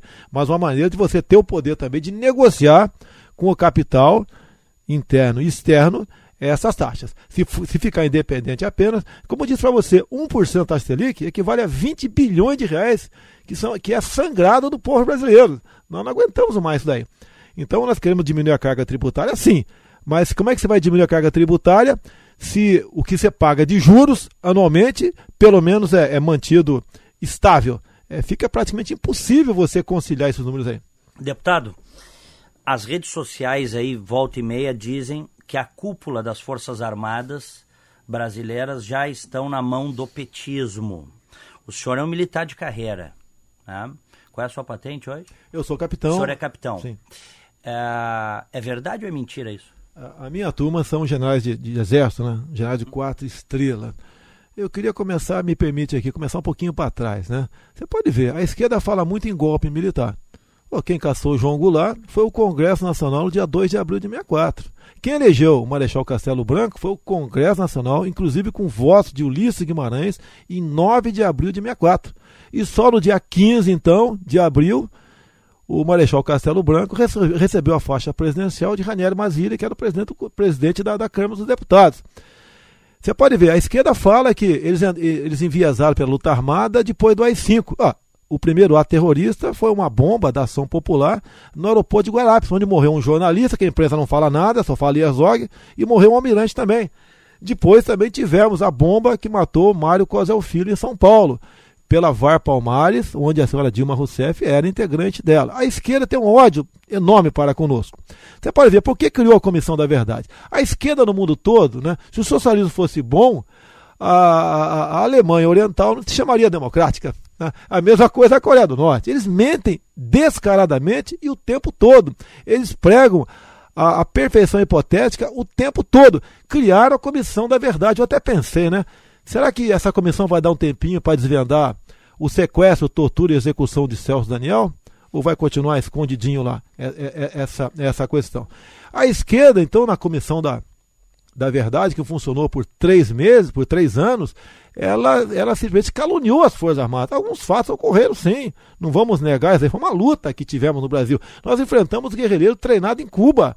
Fidel Castro sempre exportou a guerrilha e o terror para o mundo todo, como exportou para Angola. Milhares e milhares de soldados, né, cubanos. Como você pode ver, numa declaração ao jornalista Geneton Moraes, da TV Globo, né, da Globo News, um dessas pessoas aqui, muito chegado à senhora Dilma Rousseff, o Carlos Eduardo Sarmento da Paz, ele disse que o comandante do exército cubano ofereceu para ele 200 homens. Ele não complementou, né, mas disse que era para a guerrilha do Araguaia. E você pode ver, a esquerda então tem um ódio para conosco e tenta nos desgastar o tempo todo, como fez com a Comissão da Verdade. Mesmo assim, continuamos bem nas pesquisas. Agora, por que isso aí? Para responder o pessoal que diz que os generais bolivarianizaram-se. Dizer a vocês que nós, das Forças Armadas, somos o último obstáculo para o socialismo. O dia que isso, porventura, vier acontecer com os generais, com os almirantes, com os brigadeiros, você pode encomendar uma jangada e começar a remar aí para Miami. O general Mourão, que era o comandante militar do Sul, fez críticas públicas ao governo Dilma e foi removido. Crítica justa ele fez. Se ele tivesse falado, atenção, vamos aqui para a luta patriótica para tomar a Petrobras, ele seria o ministro da Dilma com toda a certeza. Você pode ver até... Sim, mas a remoção do general... Foi em função do que ele falou, de que nos preparemos para a luta patriótica. O que eu acho que ele vê? Eu não vou botar palavras na boca do general. Eu quero responder aqui, eu como capitão do Exército, como cidadão. O que as Forças Armadas enfrentou nos anos... final dos anos 60, início dos anos 70 na guerrilha, no meu entender, vai ser um passeio, foi um passeio perto do que nós podemos enfrentar agora com a quantidade de estrangeiros aqui dentro, Turra. Nós temos em São Paulo mais de 40 mil haitianos. A senhora Dilma Rousseff abriu as porteiras do Brasil para quem quiser vir para cá. Eu não estou criticando aqui o pessoal do norte da África, mas não tem qualquer controle para entrar aqui. Você pode ver, no livro do Mujica, eu não sei se chegou aqui no Rio Grande do Sul, né? Parece que o Rio Grande do Sul é muito longe do Uruguai, né? Mas para mim chegou, tá ok? Para mim chegou o livro do Mujica aqui. E o Mujica é uma pessoa que você não pode desconfiar dele, tendo em vista a proximidade com o governo do PT. E ele é bem claro aqui, num dos capítulos dele, que Dilma Rousseff toma decisões de Estado ouvindo agentes cubanos e venezuelanos. Isso aqui seria, num parlamento sério, motivo para se questionar a senhora presidente o porquê disso. E aqui o Mujica grava, né, num dos episódios que aconteceu aqui com esses agentes, ela é bem clara quando entrega na frente de agentes cubanos e venezuelanos um pacote de material para entregar para o Mujica, que ele era o presidente do Uruguai naquele momento, porque ele tinha que votar com a Argentina para afastar o Paraguai do Mercosul para entrar a Venezuela. E entregou para ele, segundo o livro aqui do Mujica, repito, gravações telefônicas, logicamente, feitas pelas inteligências cubanas e venezuelanas, fotografias e documentos para entregar para o Mujica, para embasar o Mujica de por que tinha que votar pelo afastamento do Paraguai. E assim foi feito. E diz mais, ele diz que foi um avião da Força Aérea Brasileira que foi buscar este Marco Aurélio Garcia do Mujica para conversar com ele em Brasília. E diz aqui, que quando esse agente do Uruguai começou a anotar o que o Dilma dizia, palavra dele entre aspas aqui, a Dilma disse para ele: não anote, jogue fora esse papel. Essa reunião não existiu. Está no livro do Mujica? Está no livro do Mujica, tá, já que tem. Tá. E esse livro aqui não tem chegado no Brasil. Por quê? Pressão externa da próprio governo federal aqui, para não chegar aqui. Esse livro tem 6 meses, já estaria tempo mais que suficiente para você tê-lo traduzido. É verdade. E nós traduzimos. É verdade. Tá ok? Isso é uma questão gravíssima, um crime, é um crime de lesa pátria. Esse governo não tem qualquer amor ao Brasil. Ele tem um projeto de poder absoluto com apoio dos bolivarianos que injustamente acusam os generais, porque eles querem, eu acho que os generais tomam uma posição no tocante a isso daí. Só antes de passar para o Márcio, aí que vai entrar na questão da reforma política, da sua visão sobre isso, o senhor falou dos haitianos em São Paulo, citou o caso dos haitianos, mas tem, agora inclusive no Brasil, tem refugiados da Síria aqui, tem pessoas de várias nacionalidades que estão vindo para cá, e eu imagino que a maior parte delas com o intuito de trabalhar honestamente, constituir família, prosperar. Quero que você repita, Norte da África? Hã? Norte da África também? Não. Também, Tiro. Norte da África também. Também. Tá. Agora eu vou te fazer. Tudo bem. Me dá uma parte disso aqui, por favor. Claro, mas eu quero lhe perguntar qual seria a sua política em relação a isso, por exemplo. Não entra. Refugiados. Não entra. Raríssimas exceções, não entra. Você pode ver, você pegar a maioria desses que veio do Norte da África para cá e colocar no emprego onde a patroa seja uma mulher, ele não aceita. Nós aqui temos uma cultura completamente diferente deles. Deputado, e essa isenção de visto para as Olimpíadas? É outro problema sério que nós temos. Talvez aqui nós não temos Olimpíada.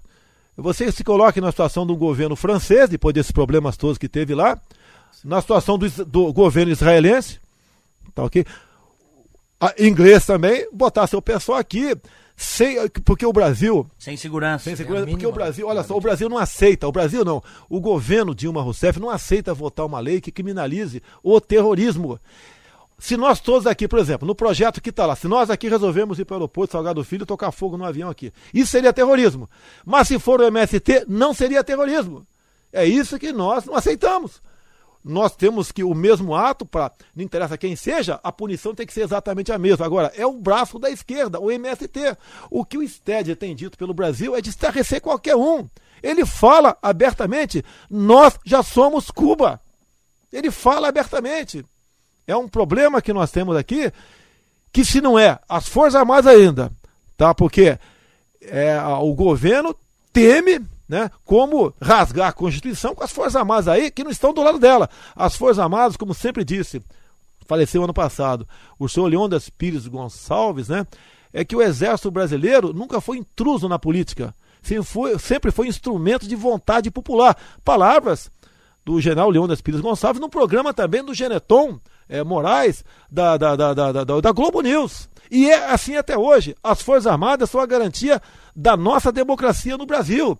Por favor, aqueles que falam aqui em bolivarianizar, pensem 2, 3 vezes antes de repetir isso daí, porque não comece a desacreditar as Forças Armadas, que é exatamente essa instituição que lhe dá a garantia de liberdade que você ainda tem hoje em dia. O senhor não daria, então, asilo para ninguém, o senhor está dizendo? Você pode ver. E os que, quero ir um pouco além, e os que já estão aqui?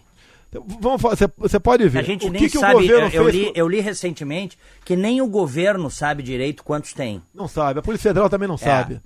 Até a questão dos cubanos, valeriam conversar sobre isso aí. Você pode ver, o governo deu asilo aqui para o Cesare Battisti. Ele foi condenado por 4 execuções na Itália. O Tribunal Internacional Europeu reconheceu como um julgamento legal. E ele veio para cá.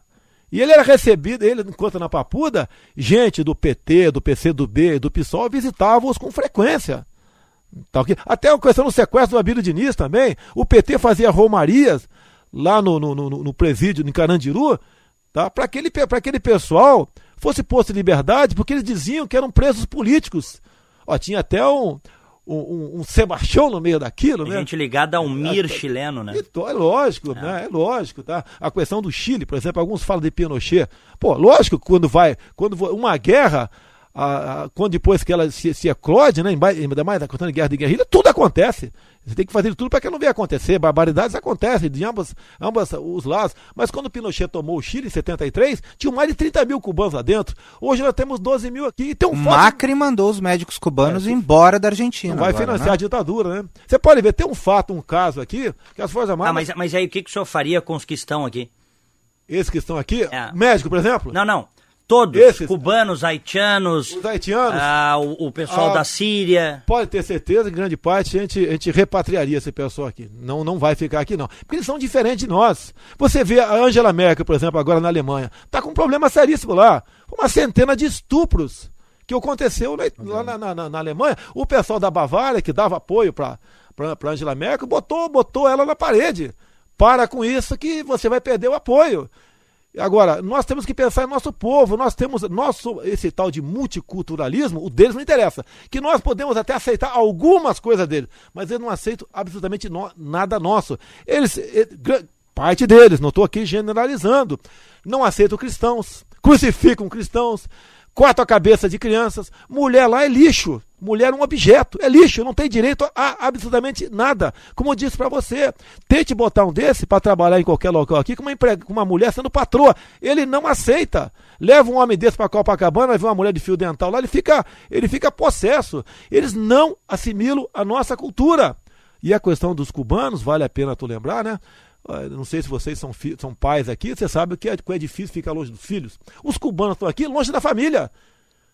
O governo mesmo anunciou, se tentar aqui pedir asilo, nós vamos deportá-los. Você sabe dos cubanos que desertam quando eles posam lá nos Estados Unidos.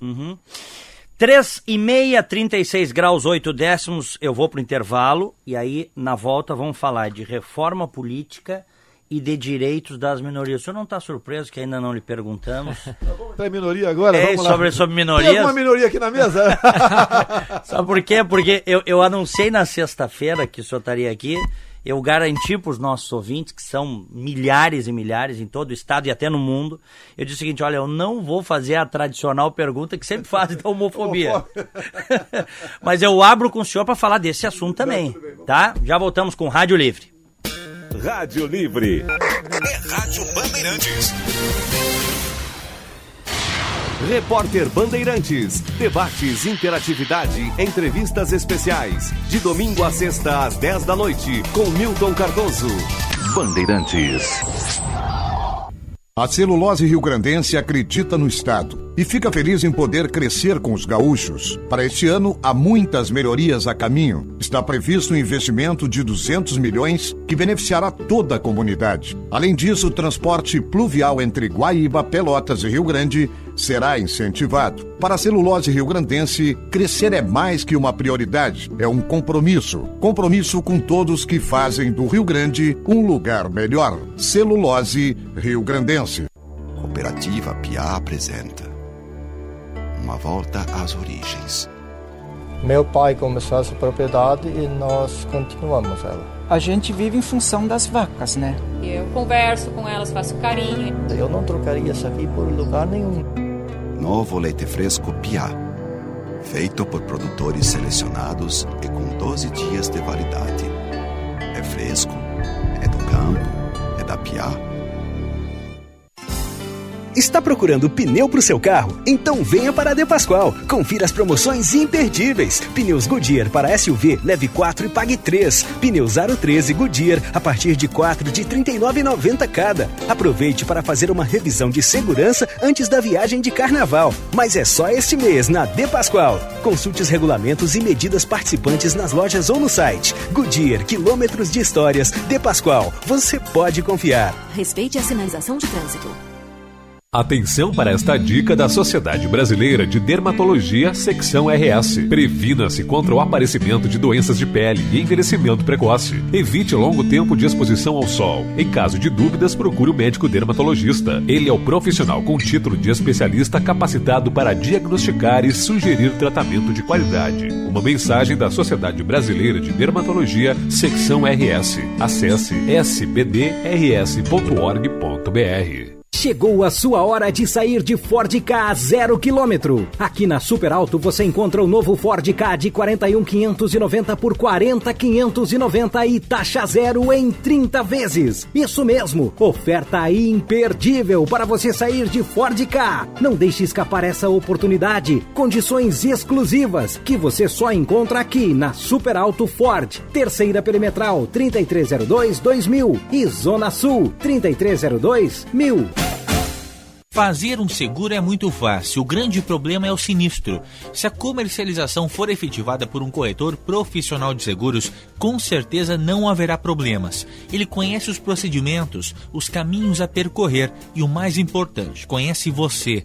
E na hora do sinistro também é o corretor que ajuda você a chegar à indenização sem perder tempo. Mensagem do Sindicato dos Corretores de Seguros do Estado do Rio Grande do Sul, Sincor RS. Seguro só com corretor de seguros. A Nova Ipanema está lançando os seus últimos lotes em condomínio, dentro do complexo Lagos Nova Ipanema. Condomínio Reserva do Lago, com lotes financiados em até 60 vezes, na Avenida Edgar Pires de Castro.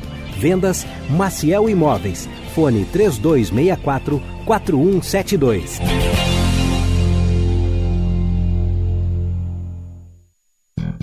Rádio Livre. Bandeirantes. 13h34, 37 graus, batemos um recorde de pessoas aqui no Periscope, hein?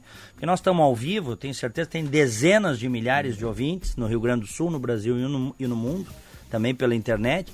Mas no Periscope, passamos de 400 pessoas assistindo. Rio Grande do Norte, Minas Gerais, Paraná, Ceará, Rio de Janeiro, olha, e Mato Grosso do Sul. Bastou a gente anunciar que o deputado Bolsonaro ia estar no programa, no Rádio Livre, fazendo uma entrevista franca. Portugal, aqui. Na Alemanha, eu acho que também tinham mandado um WhatsApp da Alemanha, agora há poucos instantes. Bom, bastou a gente dizer que o deputado Bolsonaro ia estar aqui, que, enfim, no final de semana todo, as pessoas divulgaram isso nas redes sociais. Como é que o senhor se sente, deputado Bolsonaro, sendo chamado de bolsomito, mito? Eu costumo brincar, né? Isso lhe agrada? Um dos meus apelidos quando era garoto, eu sou do Vale do Ribeira, e eu tirava palmito do mato, né? Era parmito. Parmito. Então tiraram o par fora, né? E ficou o mito aí. Isso apareceu há aproximadamente 2 anos e está sendo uma marca, então eu fico feliz com isso. Eu estou no 7º mandato de deputado federal, sem problemas, graças a Deus até hoje, né? Os quase 30 processos de cassação que eu respondi, a maioria foi por usar a tribuna e a maioria foram impetrados por pessoal do PT, PCdoB e PSOL, aqueles que mais falam em democracia. Deputado, eu acho muito importante a gente frisar uma coisa e eu queria saber a sua opinião sobre isso. A maioria dessas declarações de apoio desses movimentos, a gente vê inclusive na sua chegada no aeroporto em Porto Alegre, efusiva recepção que o senhor teve aqui, são de jovens. Eu queria saber a sua opinião sobre isso, porque as pessoas geralmente fazem uma relação do conservadorismo, e aqui eu falo como cientista político, né, com a ausência de liberdade e democracia. Isso não é verdade. E também do conservadorismo com as pessoas mais velhas. Mas a gente vê uma onda conservadora de jovens, movimentos na internet, de jovens conservadores, e que encontraram nas suas ideias um eco. Eu queria saber a sua opinião sobre isso, sobre essa juventude, esse movimento conservador que vem crescendo no Brasil. Vamos render as homenagens para quem realmente merece, né? Eu estou no 7º mandato, tenho uma certa participação nisso, mas temos uma pessoa que é muito importante, que é ídolo dessa garotada, é o professor Olavo de Carvalho. Okay? Ele é uma pessoa, um filósofo, autodidata, que realmente arrebanhou com o seu livro, né, com seus livros, né, essa garotada para o lado da realidade, da verdade. A minha participação dentro da Câmara é usando a tribuna e as mídias sociais. A imprensa escrita no eixo Rio, São Paulo e Distrito Federal não me dá espaço. Não me dá espaço para absolutamente nada. Você pode ver, eu sou autor do projeto de lei que criou o voto impresso. A Dilma vetou, nós derrubamos o veto. Você não acha em jornal nenhuma coisa, talvez aconteça um outro jornal, né? O meu nome como autor desse projeto, não acha. O pessoal sempre busca uma maneira de me desqualificar aqui ou acolá. Mas, nos feitos meus, muito pelo contrário, até promove que eu estou no 7º mandato e nunca aprovei nada dentro da Câmara. Tá, okay? Então essa garotada que está vindo para a realidade, como contei a história aqui, não do 31 de março, mas o 2 de abril, é que vai trazendo a garotada para a realidade, para a verdade. E vamos saber a verdade como ela foi realmente, né? E daí, em cima disso, nós vamos produzir aqui algo que permita ou repetir ou não repetir aquilo que houve no passado. Então eu fico muito feliz com isso. Tem garoto de 12 anos de idade que fala comigo. Há poucos dias, um garoto do interior de São Paulo, com 16 anos de idade, pousou em Brasília para falar comigo. E fugiu, estava sem o consentimento dos pais. Entramos em contato com os pais e depois retornamos o moleque para lá, né? Tive que ajudar um pouquinho na passagem aérea, que eu estava sem dinheiro, não era golpe não, tá ok? E ele voltou para Mogi das Cruzes, esse garoto aqui. Então tem esse lado. E a molecada está vendo a realidade. E mais do que isso, está vendo para onde o Brasil está indo. Nós estamos indo para uma miséria absoluta. Tá aí os dados econômicos que ninguém aí, infelizmente, né, não nos deixa mentir. Deputado Bolsonaro, acompanhando a sua carreira, inúmeros embates que o senhor teve, inclusive com pessoas que são ditas como moderadas, mas quem conhece sabe que são radicais de esquerda, tá? Muitas vezes o senhor se irritou, sim, visivelmente irritado.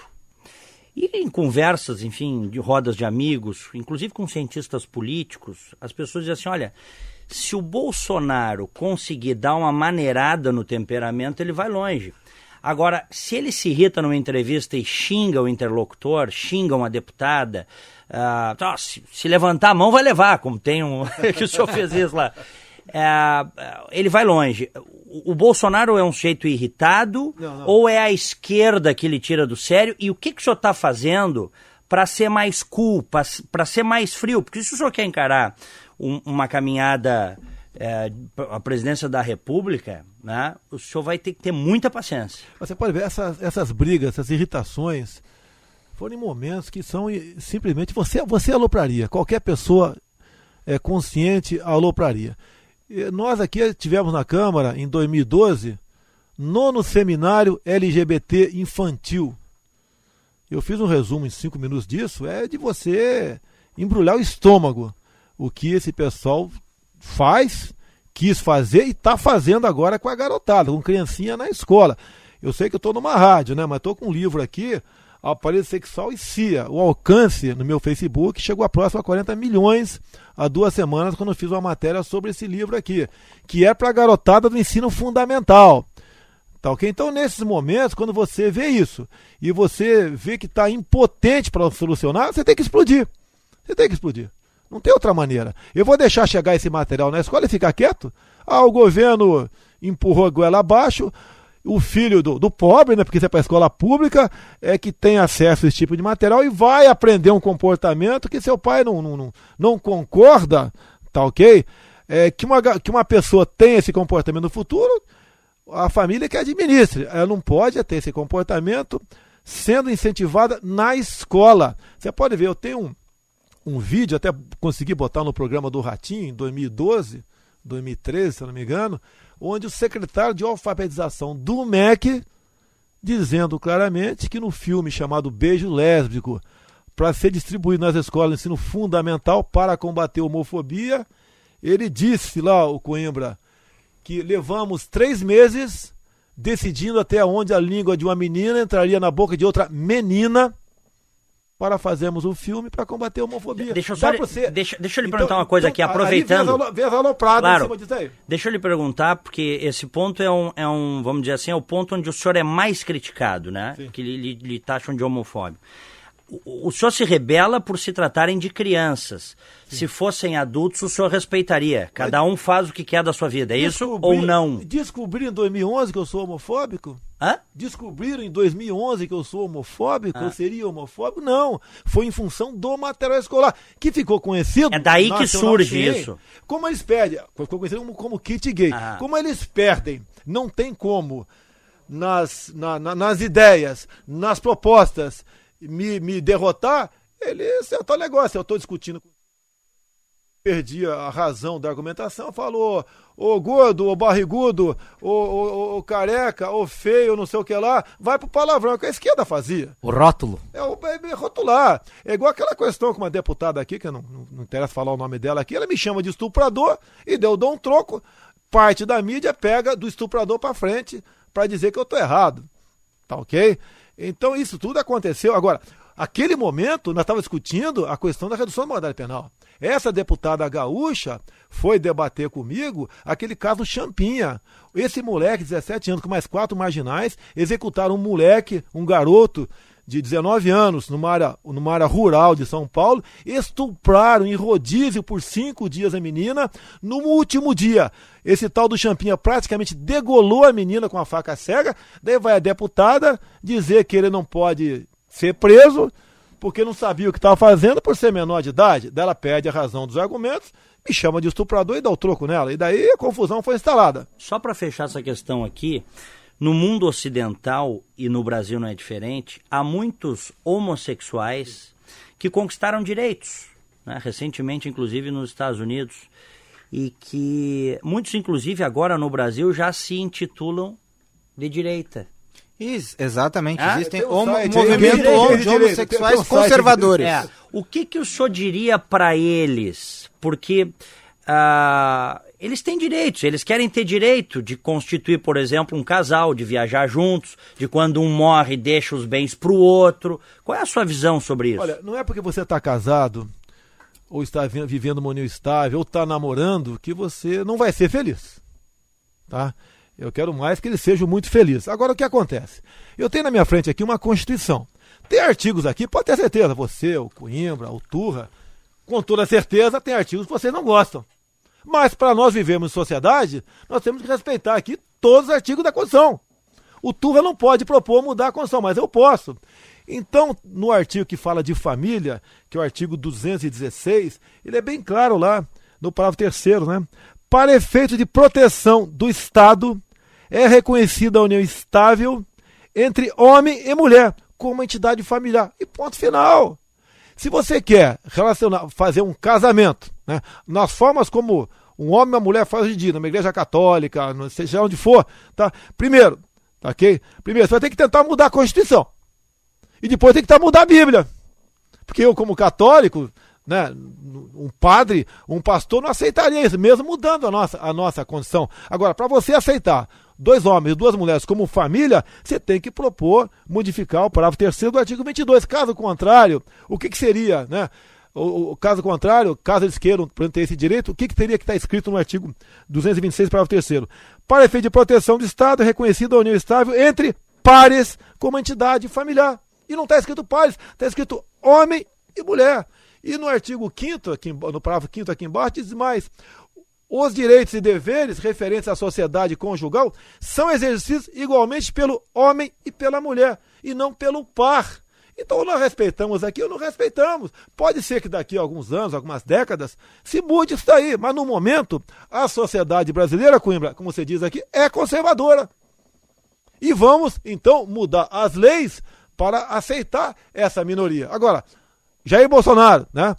Aos homossexuais, continuem felizes. Eu quero que vocês fiquem roucos, chanturrados de felicidade com o seu par no motel, ou em casa, ou seja lá onde for, no carro à noite, onde for. Agora, não podemos aqui aceitar rasgar a Constituição, como o Supremo Tribunal Federal rasgou. Num primeiro momento, o pessoal concorda, né? O que o Supremo foi que decidiu a questão da união estável. Okay? Assim como o Supremo foi que decidiu a questão do nepotismo. Eu não estou defendendo o nepotismo, mas o Supremo decidiu criminalizar o nepotismo. E mais ainda agora, Coimbra, o Supremo está na iminência de tipificar a homofobia como se racismo fosse. E o Congresso que legisla fica afastado dessa questão. Eu entendo isso tudo, né? Entre outras coisas, que eu até gostaria de discutir aqui, a questão da relativização da propriedade privada, que é uma emenda à Constituição, número 81, tá, okay? O governo, aos poucos, né, com o beneplácito do judiciário, vai legislando e vai impondo aqui essas leis de modo que passe a controlar quem bem entender. Imagine nós dois, Casagrande, numa pelada aqui, um chama o outro de, né, que você não é homem, por exemplo, um chama o outro que não é homem. Vai que nós aqui não temos nós viemos a ser homem não hétero. Eu iria para a delegacia, por exemplo, olha, eu sou homossexual, o Casagrande me chamou disso, e pela lei, pelo então PLC 122, que o Supremo agora quer tipificar, mesmo sendo lei, como se racismo fosse, eu começo com 3 anos de cadeia de forma inafiançável. Assim como o pastor, caso não queira realizar um casamento na sua igreja, ou um padre também, ele começa com 3 anos de cadeia. Isso que nós não podemos admitir. Homossexuais, sejam felizes. Eu tenho muitos amigos homossexuais que não tem, e outros que você nem sabe que é e são. E você acaba descobrindo lá na frente. Tá ok? Então é essa questão, os direitos têm que ser, para mim, igual a ele. Nós somos iguais e ponto final. Deputado, eu estou aqui conversando com o senhor há 2 horas e eu estou praticamente certo que eu estou na frente de um homem politicamente conservador, de um deputado que é defensor do Estado mínimo, defensor da flexibilização da CLT, constitucionalista, legalista e que muitas vezes é taxado de antidemocrático por ser conservador ou por ser militar. Uma pessoa que não defende a liberdade e os direitos humanos. E uma pessoa que não defende a democracia, apesar de ser um parlamentar. Eu queria que o senhor dissesse que, para mim, o que é ser um conservador, então? Como a minha última intervenção. Já que o senhor me parece um liberal, em vários aspectos, especialmente no que tange à economia, a favor das liberdades individuais, a favor da liberdade religiosa, a favor da liberdade de livre associação, pensamento. Mas por que os conservadores são taxados de antidemocráticos? E eu queria que o senhor esclarecesse a sua opinião em relação a isso. Olha, eles têm que nos acusar de alguma coisa, né? Como você falou, legalista. Eu estou com a Constituição na minha frente, é minha Bíblia aqui. Enquanto brasileiro, enquanto religioso, a Bíblia é aquela preta que está lá, tem lá em casa, e quando eu vou lá, que a minha esposa é evangélica, quando eu vou na igreja católica, nós usamos. Eles têm que nos acusar de alguma coisa. Você pode ver, quando você fala liberdade de expressão, quantas vezes o governo do PT não tentou o controle social da mídia? E nós sabemos o que é isso daí. A questão do marco civil da internet, ele só não foi regulamentado por decreto ainda, que o presidente da Câmara não é alinhado ao governo.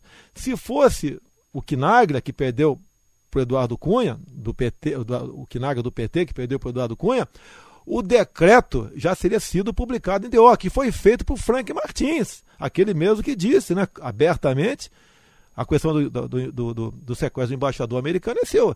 Se o exército, naquela época, o governo militar não botasse em liberdade o embaixador, ele seria executado em cativeiro. E ali, nesse marco civil da internet, nesse decreto, eu não tenho na minha frente, mas as informações que eu tenho, e tudo leva a crer, infelizmente, que é verdadeiro isso aí, você, entre outras coisas, vai impor o crime de ódio na internet. Eu chamo você de gordo aqui. Ô gordo, não interessa você me processar. Um terceiro me processa. Porque isso eu estou dissipando o ódio na internet. Eles querem controlar a internet. É a única imprensa livre que eu tenho. Vamos ver amanhã o que a imprensa aqui do Rio Grande do Sul, se é que vai falar alguma coisa, em especial os jornais, sobre a minha chegada no aeroporto. Se eu tivesse recebido uma ovada na cara ali, de um cara só, no meio talvez um pouco mais de 200, não sei quantos tinha ali, aquele ovo seria a capa do jornal. Mas isso de hoje vai ser capa também? Eu não conheço aqui, não quero falar o nome aqui dos jornais aqui do Rio Grande do Sul, não sei como eles vão se posicionar tocando isso. Agora, eu defendo a liberdade de imprensa. Eu defendo a internet completamente livre. Por ocasião do debate dessas questões, né, o mote do governo foi o seguinte, né, a questão do Snowden, a questão do Wikileaks. Tá ok? Nós tínhamos que, olha, o Obama leu os e-mails de Dilma Rousseff. Ou se algum de vocês leu os meus e-mails, fico feliz. Olha, se eu tiver um para minha esposa, aí não. Tá ok? Fora isso, eu não tenho nada a esconder de vocês. Assim tem que ser um homem público. Este governo detesta detesta a liberdade de imprensa. Olha, a gente ia falar de reforma política, não vai dar tempo. Vai ficar para uma outra vinda sua aqui, deputado Bolsonaro. Mas eu tenho uma última pergunta e quero dizer o seguinte, nós passamos de 500 pessoas assistindo no Periscope, é um negócio impressionante, e eu inclusive não fiz ouvinte, os ouvintes vão me perdoar, porque eu ia ter que privilegiar um ou dois, e eu bati todos os recordes aqui de recebimento de WhatsApp. Participação do ouvinte, sempre para Nova Ipanema. Obrigado a todos, tá? Última pergunta. Segurança pública hoje no Brasil está quase caótica, deputado Bolsonaro. Eu vou falar pelo Rio de Janeiro. Se você for num presídio do Rio de Janeiro, dificilmente você vai achar arma na mão dos encarcerados. Mas você, cidadão de bem, não pode ter uma arma dentro da tua casa. Dificilmente não achará isso. Não achará, você vai achar, não achará. E você, como cidadão de bem aqui fora, dificilmente você vai conseguir comprar uma arma para ter dentro da tua casa. E telefone só funciona dentro do presídio. Pô, funciona muito bem. Né? O WhatsApp funciona. Você pode não pegar aqui, por exemplo, aqui dentro do presídio você pega. Eu, por exemplo, eu sou muito amante da legislação americana, em muitos aspectos. A questão do armamento é uma delas. Nos Estados Unidos, você só não compra fuzil se você não quiser. Aqui tu não compra um 22, é impossível. Número de mortes por arma de fogo por 100 mil habitantes. Lá é praticamente 8 vezes menor do que aqui. Quem é que está certo? Lógico que são eles que estão certos. Eu defendo para o proprietário rural fuzil dentro da sua propriedade. Para não ter dúvida, a propriedade privada é sagrada.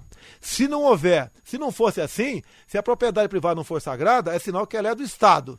Em sendo do Estado, você não tem democracia. Tá certo? E o cartão de visita para o MST deve ser um CAR 762 na propriedade rural. E uma 380, uma .40 para o MTST numa propriedade urbana. A propriedade privada é um dos alicerces da democracia. É assim que eu defendo. E polícias? O senhor defende, por exemplo, a municipalização das polícias no Brasil todo? Você tem a guarda municipal aí. Mas ela é limitada, né? Ela é limitada, né? Eu acho que ela poderia... Olha aí, uma questão que eu não gosto de discutir coisa que você praticamente seria impossível resolver, né? Eu acho que tem que continuar sendo estadualizada a Polícia Militar. Legislação penal. Olha, eu gostaria, se fosse possível, cada estado pudesse fazer o teu código penal. Por exemplo, assaltar banco do Rio Grande do Sul. Fosse 10 anos de cadeia, em São Paulo 20, é lógico que eu vou assaltar banco aqui no Rio Grande do Sul. E daí o Turra ia querer passar para 30, para voltar o pessoal para assaltar em São Paulo. Tem que ser uma concorrência. Deveria ser dessa forma. O nosso Código Penal é muito frouxo. Eu tenho um projeto lá que não vai ser aprovado enquanto for deputado, né? Por exemplo, você tem os excludentes de ilicitude. Legítima defesa da vida. Eu quero botar do patrimônio também. E eu falei, o cara tá levando tua bicicleta embora, você tem direito a dar um tiro nele. Aí o cara fala, mas só uma bicicleta? Eu pergunto para os grandes juristas, qual a diferença de furto para roubo e latrocínio? Não tem diferença. Se agora o Casagrande, alguém estiver levando os pneus do teu carro lá fora, e você não sabe, isso é um furto. Se você chegar e travar uma luta corporal e o cara levar teus pneus, isso é roubo. Agora, se ele der um tiro em você, isso é um latrocínio. Precisamos esperar aquele cara cometer um latrocínio para prendê-lo? Não. Ele tem que ir para a cadeia já. E aí entra em alguns estados americanos, Turra, a lei dos 3 crimes. Lá, a terceiro crime teu, furto, 3 furtos, por exemplo, você vai para 25 anos de cadeia sem direito à progressão. Terminou o programa, Márcio Coimbra, obrigado. Prazer estar aqui, prazer estar com o deputado Bolsonaro. Igualmente. Deputado Sérgio Turra, obrigado por trazer o deputado ao estúdio. Muito obrigado. Acho que é uma oportunidade do Rio Grande do Sul começar a conversar mais, ouvir mais, saber mais de quem realmente tem a intenção de mudar o Brasil. Então nós estamos muito contentes com isso. Deputado Jair Bolsonaro, um dos mais votados do país. Obrigado. O senhor planejou aqui. Nunca fui bem tratado, né, pelo povo, né, gaúcho. Como eu fui nessa manhã. Estou muito feliz, estou muito emocionado e pode ter certeza, voltaremos mais vezes aqui. E obrigado por... Eu sei que o senhor vai fazer aí, vai estar em vários veículos de TV e rádio. Obrigado por nos privilegiar aqui, estando primeiro aqui no Grupo Bandeirantes. Eu que agradeço aí. Valeu. Jair Bolsonaro, hoje conosco no Rádio Livre. O programa depois vai estar à disposição, viu?